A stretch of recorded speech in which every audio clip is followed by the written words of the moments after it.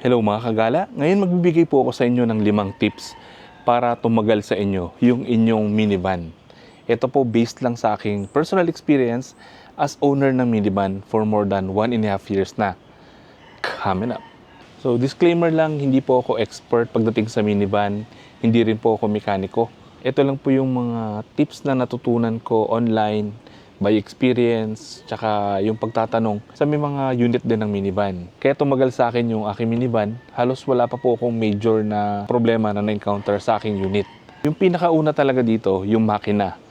Kailangan po regular yung pagpapalit natin ng langis sa ating sasakyan para ma-maintain yung magandang takbo at hindi po magkaroon ng problema yung ating makina. So ang ginagawa ko po pagka nagpapa-change oil ako, naghahanap ako ng shop na trusted, yung alam ko yung kalidad ng kanilang paggawa. Tapos tinatanong ko po kung anong klase ng langis yung pwede dito sa unit ko. Kasi sila po yung expert, alam nila kung anong klase ng langis yung babagay. Kasi marami pong klase ng langis, mayroong malapot, may malabnaw. So depende po yan sa unit, depende rin sa klase ng sasakyan. So sila po yung makakapagsabi. Pero sa mga expert ng minivan, alam po nila kung anong klase ng langis yung ginagamit dito sa ating sasakyan. Yung nilagay po namin na langis dito sa aking sasakyan, yung 20W40. Yan yung nirecommend ng mekaniko ko. Kasi doon din po ako nagpapagawa nung isang sasakyan namin. So pinaubaya ko sa kanya yung klase ng langis na para sa aking sasakyan. Tapos pagdating naman po sa kung kailan tayo mag-change oil, sabi po ng iba 4,000 kilometers mag-change oil na, sabi naman ng iba 5,000. So depende po kasi sa gamit. Pero ako, ang ginagawa ko in between nung dalawang suggestion na yun, nasa 4,500 kilometers bago ako nagpapa-change oil. Then maliban sa regular na pagpapalit natin ng langis, kailangan din po i-check natin yung langis bago natin gamitin yung sasakyan. So dito po yan makikita sa front seat. Alisin nyo lang po yung lock dito sa baba. Dalawa yan, pati doon sa kabila. Then iangat nyo na po ito. Yan, makita nyo po dito yung ito. Yung kulay dilaw. Yan. So i-check nyo lang po yung yan, langis. Kung nagbabawas. Yan, kung masyadong mababa, kailangan dagdagan nyo po. Then kung madalas po below siya ng linya, kailangan nyo po ipacheck na yung inyong sasakyan, baka may tagas yung langis. Delikado po yan kapag nagbabawas ng langis yung inyong makina. Kasi baka hindi nyo po mamalayan, wala ng langis, masisira po yung gears ng makina. Kasi wala na pong lubricant. So malaking problema yon at malaking gagastusin nyo kapag natuyuan ng langis yung inyong makina. So regular na pag-check up yung kailangan. Pangalawa, yung cooling system. Kung wala pa pong monitor ng temperature yung inyong sasakyan, magpa-install po kayo ng ganito. Yan, dyan nyo po makikita yung temperature. Lalo na po kung nagbabiyahe kayo ng malayo.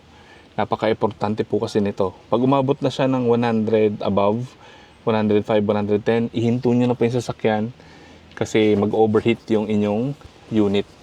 Pero so far sa akin, hindi naman siya umabot. Nasubukan ko siyang i-drive ng 180. Saglit lang ako huminto in between, mga 2 beses lang. Hindi naman siya umabot ng sobrang taas. Tapos nabiyahe ko rin siya ng 300 kilometers. Pero marami akong stopover, kaya okay lang din naman. Maraming klase po ng pang monitor nito. Yung pagkabili ko nito, meron na siyang ganito. Yung ibang unit, pagkabili niyo pong ganit ng unit, may kasama na rin siyang pang-monitor. Pero kung wala pa, tulad nito, wala ito dati. Pero yung previous owner siya na nagpalagay nito. Yan, napakahalaga po niyan para sa makina rin, para hindi siya mag-overheat. Tapos yung battery, yan, para namomonitor nyo kung malakas pa ba yung volts ng inyong battery. So, yan din yung isang problema. Lalo na pagka-automatic, baka hindi mag-start yung inyong sasakyan. So at least namomonitor nyo, mataas pa at malakas pa yung battery. So ito yung current na battery ko, 14.3 volts. So okay pa siya. nagkakarga pa rin kahit nagagamit natin. Maliban dun sa pag-monitor ng temperature, napakahalaga din na i-check lagi yung inyong radiator. Ayan. So, kailangan po laging puno yung inyong radiator. Tapos, kung nakalagay dyan, coolant yung gamitin, coolant po yung ilalagay ninyo. Huwag po kayo maglalagay ng tubig. Iba po yung epekto ng tubig tsaka ng coolant. So, coolant, mas maganda siya kasi napapalamig niya yung radiator. Hindi siya mag-overheat. Yan, napaka-importante po niyan. Kung nagbabawas, kailangan po dagdagan. Kung madalas yung pagbawas, kung lagi siyang nababawasan, ipacheck nyo na sa mekaniko, baka may tagas yung inyong radiator. Tapos yung radiator cap, yan, kailangan lagi po nakalock para silyado siya. Tapos, pag nagbabiyahe kayo, lalo na pag long ride, lagi niyo pong dalhin yung inyong coolant. So yan, ako pag nagbabiyahe, lagi ko siyang dala. Lagi siya nandito sa sasakyan para just in case na nagbawas ng coolant yung aking sasakyan, ma-refill natin agad. Tip number 3, huwag mag-overload. Huwag niyo pong kargahan ng sobrang bigat yung inyong minivan kasi mahihirapan siya. Baka masira yung mga spring sa ilalim. May capacity po itong sasakyan na to. Huwag niyo po siyang kakargahan ng sobrang bigat. Pero kahit maliit itong sasakyan natin, kahit ganito lang itong minivan na to, malakas po ito, kaya niya magkarga ng mga ilang tao. Nasubukan ko na 7 tao tsaka may mga gamit. Kayang-kaya naman. Pero hirap na yung sasakyan. So, yun. Kung ganun po madalas yung sakay ninyo, baka hindi tumagal yung inyong unit. May mararamdaman at mararamdaman kayong problema in the future. So, as much as possible, wag natin isagad yung capacity ng sasakyan. So, kahit anong sasakyan naman, basta in-overload, magkakaroon po ng problema. So, pwede masira yung mga pang-ilalim. Tip number 4 ay yung gulong.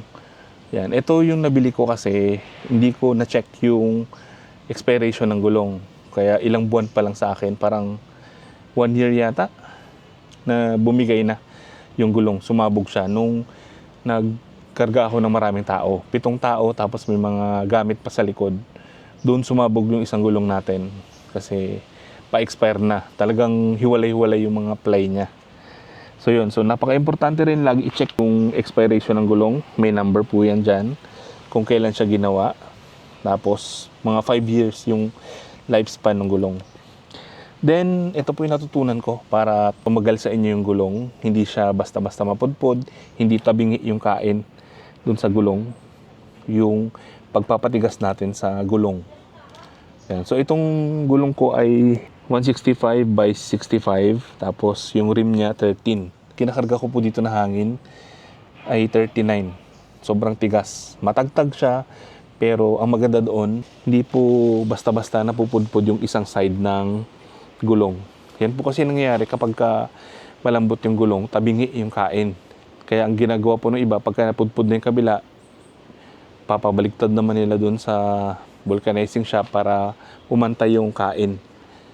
Pero pag ganito po, yan, pantay yung pagkakapudpod niya. Pero matagtag nga lang kasi sobrang tigas po nung 39. Pero may paraan naman kung ganun katigas yung gulong pero gusto niyo ng mas comfort, i-improve niyo po yung suspension. Gagastos lang kayo, papalitan niyo yung suspension niya para malambot yung laro ng sasakyan. Pero kung okay naman sa inyo yung tagtag, hindi naman kayo dadaan sa lubak ng mabilis, okay na yan. Tapos yung isang napansin ko, kapag matigas yung gulong, mas smooth yung pagliko. Sakto yung kain niya, hindi siya hirap sa pagliko. Kasi itong minivan po, maliit lang yung clearance ng manubela. Konting liko mo lang, sasama na yung gulong. Hindi tulad sa ibang sasakyan na malaki yung clearance. Speaking of gulong, isama nyo rin po dyan yung preno. Napaka-importante po niyan, lalo na sa inyong safety. Kailangan po maganda yung kapit ng preno. At lagi nyo pong i-check yung fluid. Yan, yung inyong brake fluid. Yan, meron po yan dyang linya. So, kailangan po hindi siya bababa doon sa marker. Yan. Ako may dala rin lagi akong extra brake fluid para kung tumatagas man, Mare-refill ko siya agad. Yan. Pati po yung park brake, isama nyo na rin. I-check nyo kung kumakapit pa. Baka kasi pag stop natin, pagbaba natin ng sakyan, akala natin naka-park brake. Pala, mahina yung kapit. Baka gumulong, mabangga yung inyong sasakyan. Yung last tip naman ay para sa external, sa pintura ng inyong sasakyan. So dito po medyo marami ng factors. So depende na sa builder kung maganda yung pagkakapintura, tatagal yung inyong unit. Tapos depende na rin sa klase ng pintura. Kung maganda yung builder, definitely maganda rin yung kalalabasan ng pagpintura nila sa unit. Tapos depende na rin kung meron kayong parking lot. Sa akin dito wala akong parking area. Dito lang sa ilalim ng puno. So, ang problema niyan, pag naiipunan siya ng dahon sa taas. Ito. Yan o. Kakalinis ko lang kanina. May mga dahon na naman. Ang problema dyan, pag umulan at naipunan ng tubig, dyan po nagsisimula minsan yung kalawang. Kakainin niya unti-unti yung pintura hanggang sa masira. So, kailangan malinis yan. Or, kung makakapag-install kayo ng parking lot na may bubong, mas maganda. Or kung gusto nyo talaga na tumagal yung pintura ng inyong sasakyan, mag-install po kayo ng paint protection film. Yan po yung nilalagay sa sasakyan na para siyang clear plastic para maprotektahan yung sasakyan ninyo sa gasgas, sa pagkasira ng pintura. Medyo additional cost siya. Gagastos kayo para sa ganong klaseng protection sa inyong sasakyan. Pero sa akin, wala ito eh. Unti-unti na nga pong mabakbak yung kanyang pintura. Kaya siya naging bakbak na rin. Nakakatulong din po yung mga pang-polish ng sasakyan, yung mga nabibili natin para hindi kumapit yung alikabok, yung tubig, mas tumatagal yung pintura doon sa ating sasakyan. So yan lang po yung may share ko sa inyo. Yan lang po kasi yung 5 tips na pwede natin gawin. Pagdating sa makina, ipaubayan na natin sa mga expert, sa mga mekaniko. Huwag na po natin kalikutin kung hindi natin alam. Baka mas lalong masira yung ating sasakyan. So yun lang po. Sana nakatulong yung 5 tips para tumagal sa inyo yung inyong minivan. Hanggang sa muli. Bye-bye!